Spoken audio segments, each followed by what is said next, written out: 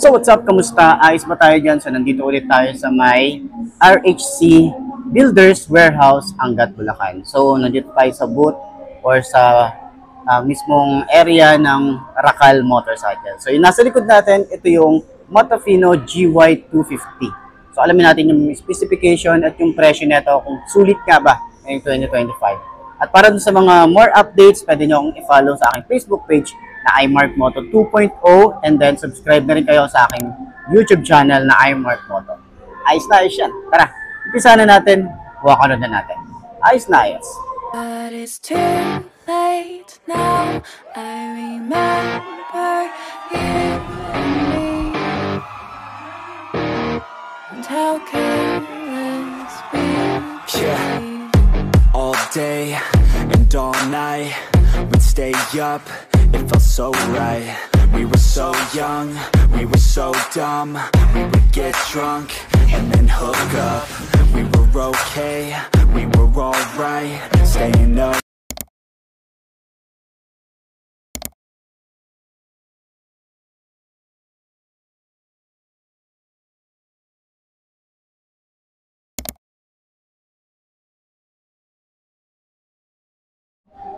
So ayun na mga best, no, sa lahat ng mga nagtatanong magkano nga bang ganitong motorcycle, lalagay ko na lang din dyan sa screen nyo para at least meron tayong reference kapag kinuha nyo ng cash.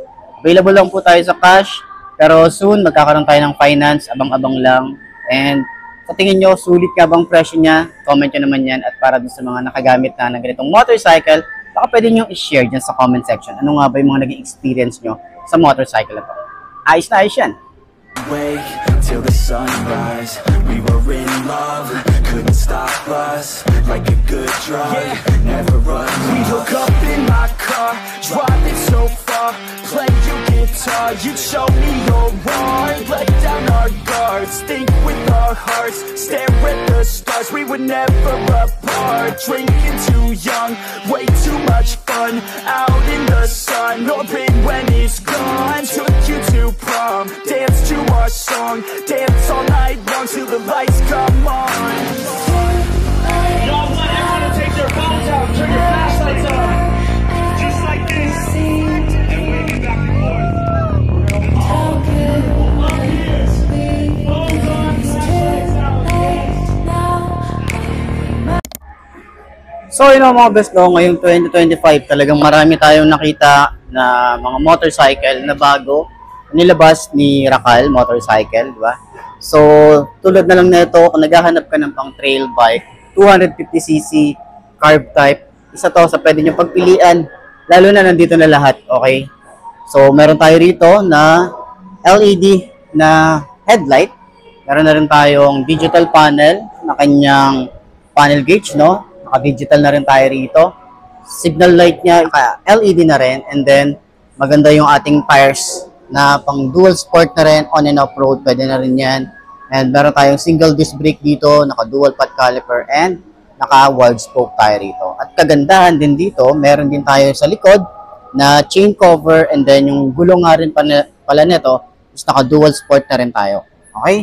So, kagandahan din dito, meron na rin tayo ritong fog lamp or mini driving light. Hindi ko alam kung mini driving light to, pero malaki siya.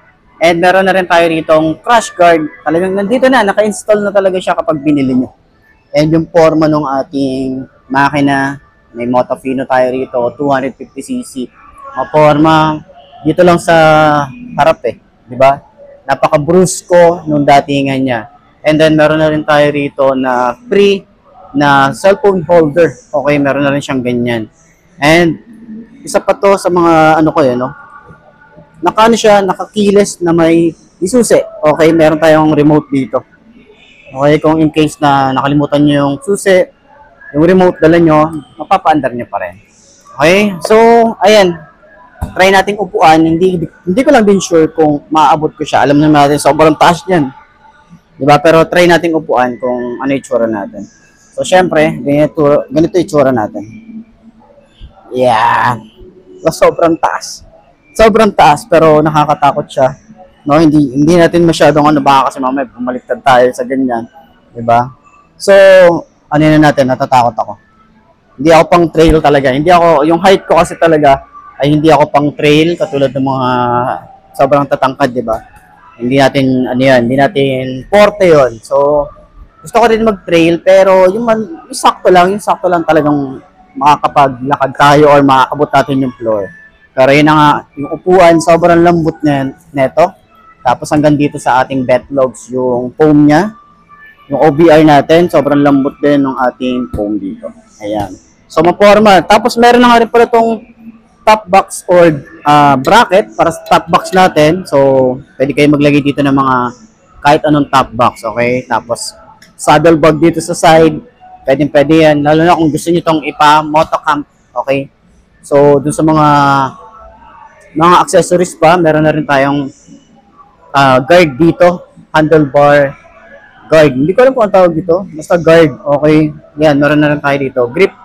Handle grip bar ba? Mga ganon. Hindi ko sure. Comment ko nga yan. Hindi ko rin, nakakalimutan ko yung tawag eh. Basta meron siyang guard dito. Ayan. Ito plastic naman to.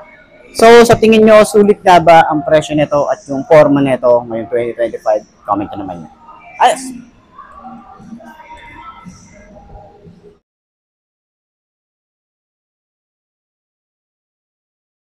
So, ito yung dalawang kulay na available dito. Hindi ko rin din sure kung iba pang kulay may available pa. Pero dito, available sila ng dalawang kulay. Meron tayong kulay green at kulay red. So tara, ikutan natin para at least dun sa mga gustong kumuha na ganitong motorcycle, may idea kayo ano nga bang meron dito. Walk around na natin.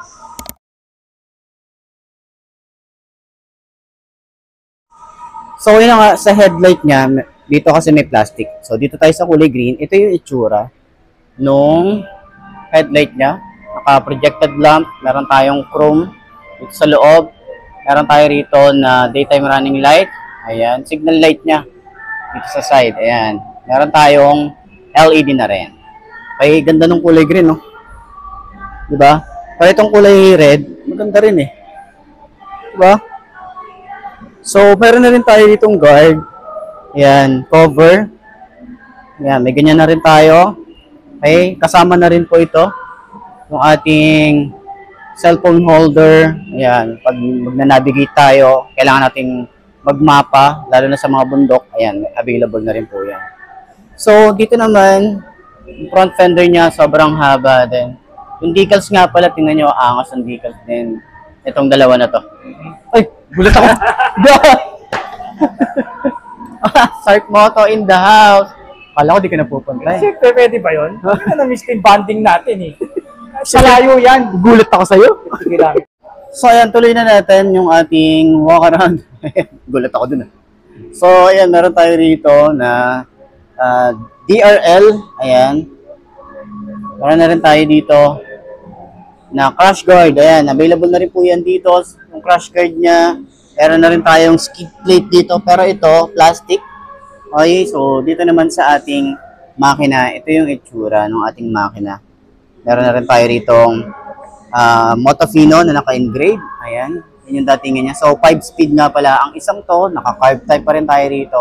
And then, yung kanyang decals, ayan, ito yung design. Okay, meron tayong Motofino dito. Meron tayong 250cc dito. And then, ride fast. Pero hindi ako dito hindi ako against dito Pero, ride fast, parang, okay, sige, ride fast, pero, dapat ride safe na lang. Yung mas gusto ko dito, ride safe. Ayan, ride safe tayo. Lalo na pag pinag-trail mo to, ride safe talaga tayo, di ba? Mahirap tayo mapilayan sa daan. So, yun nga, naka-single head shifter tayo rito. Yung ating foot pegs. Ayan, combination ng rubber and metal. Foot pegs din. Medyo maliit yung side dito. Ayan, meron tayo rito. Combination din ng rubber and metal.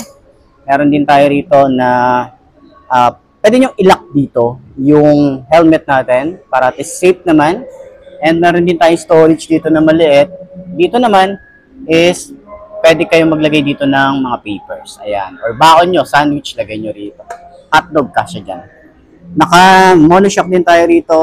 Meron tayong chain cover. Ayan, meron na rin tayo dyan. So, may moto trip dito. As decals din. And then, yung ating size nung likod, no, meron tayo ditong 110 90 by 17, naka-wide spoke, tube type, and then Yuan Ching yung kanyang brand. para naman sa sprocket size, 42T. Ayan, 520-42T. Ayan. So, yung size nga pala sa harap, hindi ko alam kung nabanggit ko, ang size dito ay 90 by 90 by 19. Ayan. Single disc brake, dual pad caliper, ayan yung itsura niya. Ayan. Ito yung tires. So, dito naman sa side, yung ating tambucho. Ito yung cover niya. Ito yung tambucho, hanggang doon. Ito yung itsura. Ayan. Ito naman yung ating tambucho. Ayan, may cover na rin tayo rito. So, meron tayong parang carbon fiber finish dito. Then, yung itsura dito. Napaka-brusco ng datingan dito. Diba? Ang ganda eh. May kickstart na rin tayo rito. Motofino, meron din dito na naka-engrave, and then monitoring ng oil. Ito yung itsura dito sa side ng ating makina. Ito naman yung ating rear brake pedal. Ito naman yung ating foot pegs din. Ayan. So, dito naman yung swing arm. And then single disc brake, naka-dual pad caliper din tayo rito. And naka-wide spoke din tayo. Ayan. Grab bar, solid din, no? Ganda din. Tapos may bracket na rin tayo rito. Or, ano na to, para sa mga top box natin, available na rin siya. So, hindi ka na bibili, meron na po siya. Okay? So, meron din tayo dito na LED, yung ating taillight. May plate light na rin tayo dito. Reflector, and then yung lagayan ng plate. Ayan. Yung kanyang fender. Sa upuan, meron tayong malambot, tsaka malapad. Okay? Malapad yung upuan na to. Yung ating gas tank, ito yung tsura. Panalo din, pang big bike talaga yung datingan niya. Yung ating panel gauge, meron tayo rito digital, and then signal light, neutral, fuel, kung naka-high beam, select and set, may Motofino, may shutter lock, and then ignition. Yan yung datingan niya rito. Tapos meron na rin tayong ganito. Okay, may natatanggal yan, pwede yung labhan to. Then sa mga switches niya, meron tayong kill switch. Ito po siya, malabo lang, no? Kill switch, electric starter, yung throttle natin, naka-quick throttle na rin tayo rito. Yung grip niya is makapit din naman yung throttle, mababaw. Yung ating front brake, smooth lang din. Tapos, dito naman sa side, meron tayong park light, headlight, high and low, signal light, busina, and then choke. Ayan. So, ito po yung ano niya, remote. Ayan yung remote. Ito naman yung susi niya. Ayan yung susi niya. Simple lang din naman. So, yan. Yan yung kabuuan. Tapos, ito yung kulay green. Baka mas trip niyo yung kulay green. Yan po yung itsura niya. Maganda din yung green eh. So, carb type. Murang-mura. 250cc. Nandito na lahat. No? Hindi ka na bibili ng fog lamp. Tapos, may crash guard na rin.